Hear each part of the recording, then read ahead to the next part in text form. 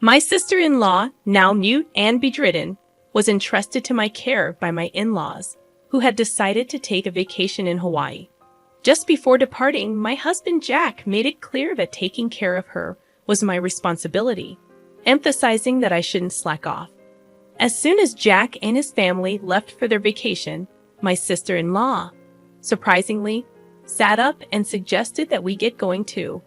My name is Lisa, and at 29, I had abandoned my teenage dream of becoming a pop star, realizing its fleeting nature. I ended up in my late 20s, dating Jack, whom I met through a friend, largely due to my mother's persistent desire to see her grandchild. Jack, despite having once aspired to enter the entertainment industry, now worked at a prestigious trading company in downtown Manhattan. After college, I had worked at a bank until I got married, at which point I quit my job. On a visit to Jack's parents' house, I learned about his younger sister Lucy, who, as a child, had contracted encephalitis from influenza, leaving her mute and bedridden due to brain damage. Lucy's mother had primarily cared for her, but surprisingly, Lucy and I got along well, communicating through sign language. Over time, I naturally picked up sign language, and our bond strengthened. Despite this, my mother-in-law, who was quite different from Lucy, was consistently sarcastic and critical of me. Jack and I lived in a condo about 30 minutes away, yet my mother-in-law would occasionally show up unannounced, nitpicking and issuing traditional instructions like keeping Jack's shoes clean and neatly folding laundry. She referred to Jack as Jackie and insisted on outdated practices, such as not going to bed before him, regardless of how late he got home. During our dating and early marriage days, Jack had always been kind and never disagreed with me, despite his mother's influence. Initially, Jack was incredibly considerate. If I mentioned feeling unwell and suggested having dinner outside, he readily agreed. Likewise, if I expressed interest in a designer bag, he would purchase it for me the following month. However, approximately a year into our marriage, Jack began to change, or perhaps reverted to his former self. He started coming home late from work, consistently smelling of alcohol. On weekends, Jack claimed increasing work responsibilities, making him too busy for family time. Oddly, even during visits to his parents' home, he would decline my invitations to join him. Frustrated, I decided to confront him about the growing distance between us. "Jack, you've become so distant lately. It feels like you're a completely different person," I expressed. Jack glared briefly before dismissing my concerns. "That's not true. You're overthinking things," he replied. Unconvinced, I pointed out that he rarely spoke to me anymore. He told me to stop bringing it up and walked away, ending the conversation abruptly. One Sunday, Jack surprised me by announcing he was going home. This was a departure from his usual refusal to have me accompany him on such visits. Eagerly, I offered to join him, expressing a desire to see Lucy as well. Jack's reaction was mixed, and he remarked on our seemingly close friendship. Despite his subtle grimace, I drove us to Jack's family home in Nebraska. Along the way, we stopped at a bakery to buy pastries as a gift.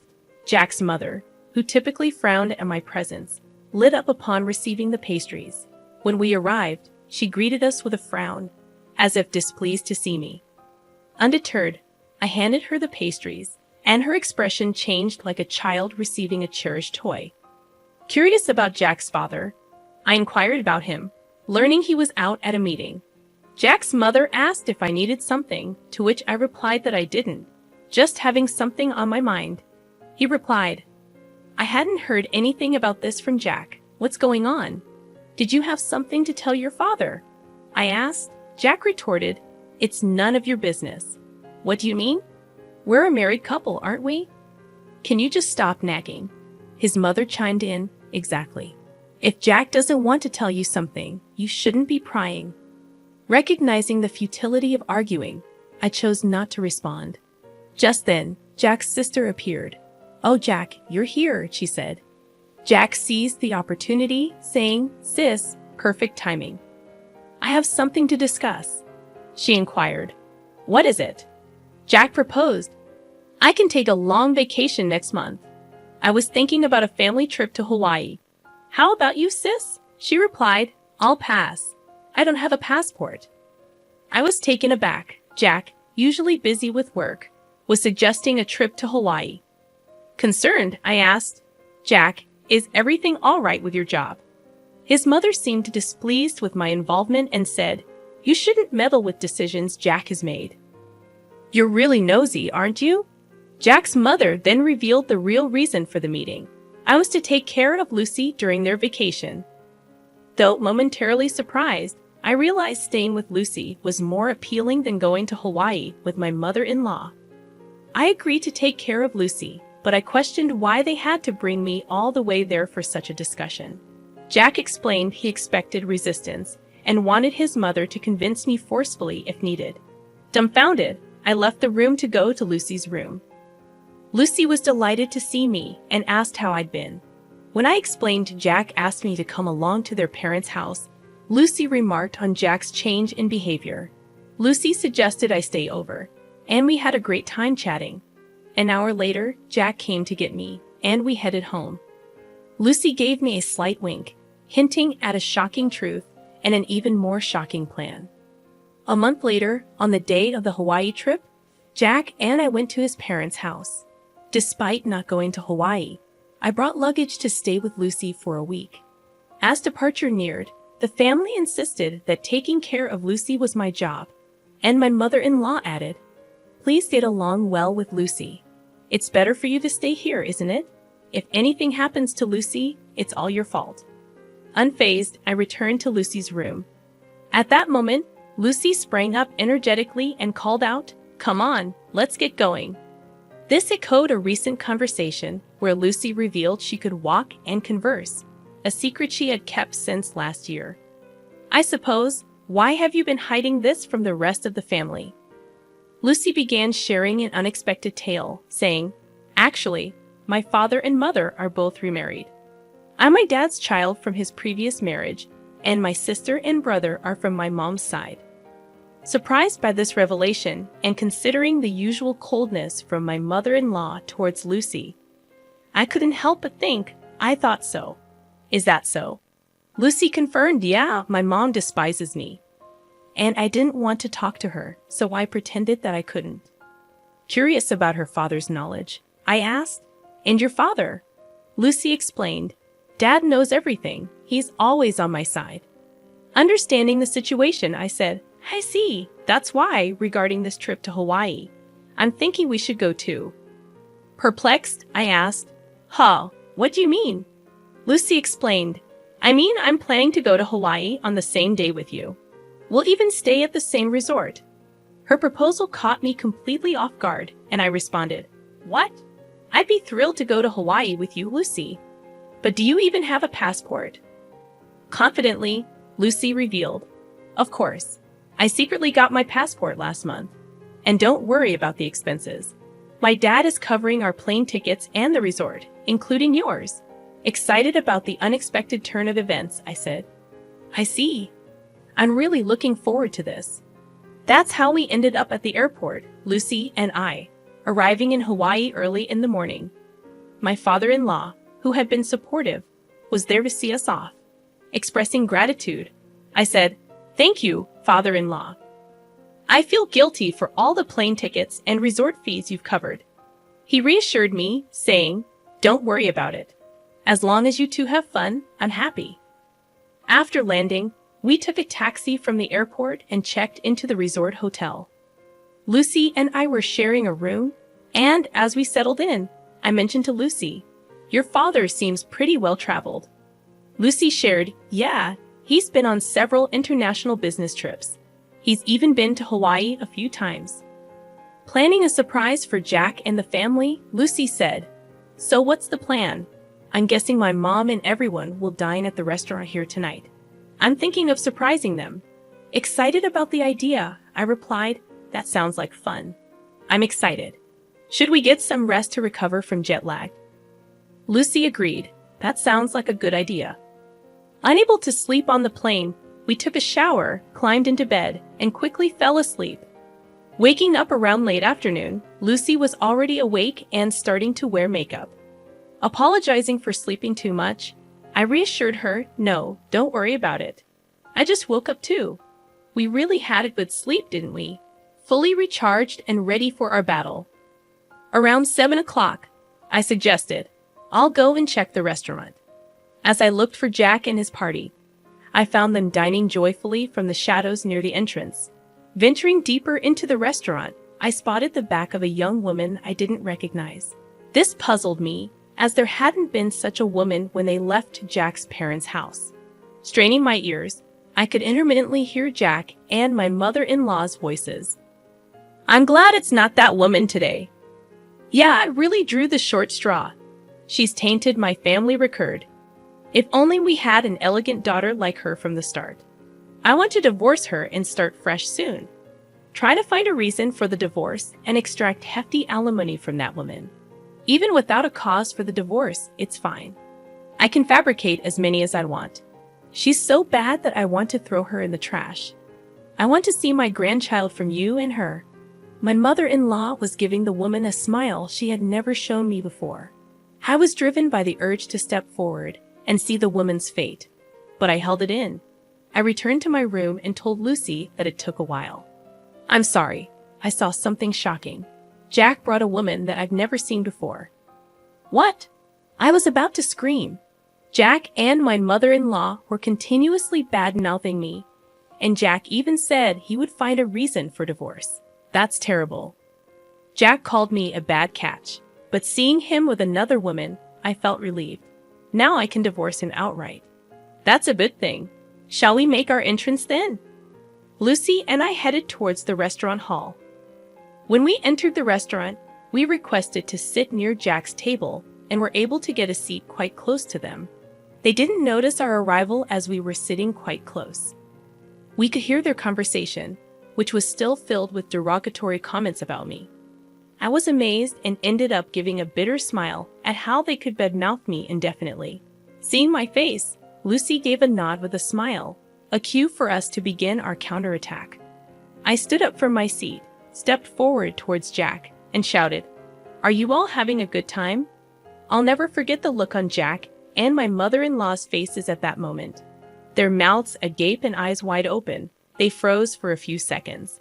After a few seconds, my mother-in-law finally spoke. "Why are you here? And how did Lucy get here without a wheelchair?" At her words, Lucy stood up, gave my mother-in-law a smile, and said, "I don't need a wheelchair. Thanks to you, my body and speech have returned to normal. I must have caused you quite a bit of trouble for a long time. Lucy, when did you regain your ability to speak?" "I wonder when that was. Maybe last year." "Then why did you hide it until now?" "Because it was better if you guys continued to believe that I couldn't speak. You and Jack were speaking ill of me earlier, weren't you?" My mother-in-law's face turned pale in an instant. "What do you mean?" she asked. "Yeah, we weren't saying anything bad about you, Lisa," Jack retorted. "That won't work. I recorded everything on my phone. Do you want me to play it back right now?" I countered. My mother-in-law fell silent, but Jack stood up. "Lisa, you've been causing me trouble all this time, and now you're making these outrageous claims," he barked. Jack was the one making absurd claims, so I retaliated. "Once I return back home, I'll immediately contact my lawyer to initiate our divorce procedure. You can't deny the fact that you're on a vacation abroad with another woman. Plus, you described being with me as drawing a blank lottery ticket. So, I expect you to demonstrate sincerity by paying a hefty compensation for that comment," I declared. At my words, my mother-in-law seemed to acknowledge her defeat, and her attitude abruptly changed. "Lisa, dear, I really like you. Please try to get along with Jack. This woman is not involved with Jack," she pleaded. "I'm sorry, but I can't do that. Since I am a blank lottery ticket, I cannot live with Jack. Please enjoy your time with this woman. Oh, and I might also seek compensation from her." "Isn't that exciting?" I smirked. The woman in question turned pale and began to tremble upon hearing my words. Unfazed by the public gaze, Jack fell to his knees and pleaded, "Lisa, I beg you, don't make this a big deal." My company has strict rules about this, he implored. What's that? You don't sound sorry at all, I replied. Jack appeared taken aback, then tried again. Lisa, I beg you. Forgive me. If my company finds out, I'll lose my job, he confessed. Though your place sounds better now, I will never forgive you. You are married, and yet here you are on an overseas trip with another woman, I said firmly. Upon hearing my words, my mother-in-law also fell to her knees next to Jack, pleading, Please forgive my son, tears streaming down her face. By this time, all the other customers were watching us, and the restaurant manager started walking towards our table. Seeing this, I got up and said, Well, Lucy and I will head back to our room. You all enjoy your Hawaiian vacation. I guess things will get a bit difficult when you get back home. Hearing this, Jack cried out at the top of his lungs. Please forgive me. I can't afford to pay any compensation. At his loud outburst, the restaurant manager frowned, instructed something to a nearby staff member, and then briskly told Jack something. It was a polite way of telling him that he was disturbing the other guests and needed to leave. However, Jack was taken aback, not understanding the manager's words. Soon, 2 buffed-up security guards arrived and hauled Jack away. Jack was sobbing and struggling, but he was no match for the 2 bulky men. My mother-in-law and the woman were dumbfounded, unable to utter a word, while Lucy and I were also surprised by the turn of events. I thought Jack got what he deserved. A week later, Lucy and I returned home. Jack was quickly released and seemed to have returned to his room. However, I later heard that he had been in a state of shock since returning to his room and had kept to himself until the end of the trip. The day after I returned home, I went to the law firm where my old college friend worked to request a divorce proceeding. Unfortunately, my friend was not present, but a female lawyer was assigned to me, who was very easy to talk to. I was able to explain everything that had happened. After listening to my story, she'd assured me that a divorce was possible, that I could claim alimony, and that she would investigate the woman who was with Jack in Hawaii before determining whether I could claim alimony from her as well. A month later, the female lawyer contacted me and informed me that it had been proved that Jack had been dating the other woman for about 6 months. Hence, she said it was possible for me to demand alimony from this woman too. I requested the female lawyer, please squeeze as much alimony as you can from Jack and his woman. She smiled and nodded. 2 months later, I was officially divorced, and into my bank account was deposited the alimony from the 2. I mumbled as I saw the amount, and that's karma for calling me a blank lottery ticket. 3 months later, Jack and my mother-in-law suddenly visited my place. Despite it being only 3 months, they had lost a lot of weight and looked completely haggard. I asked them, What do you want? I don't want to see your faces. Jack replied in a thin voice, I'm sorry. Could you lend me some money? I've lost my job. And the woman ran away. I don't even have money for food. My mother-in-law also spoke in a whisper. I've divorced my husband too. I don't have money. Please, I beg you. My mother-in-law was in tears. I responded, Too bad. I have absolutely no obligation to help you. And even if I did, I would never help you guys out. Now please leave. After they left, I sprinkled a large amount of salt at my entrance to get rid of bad energy from my house.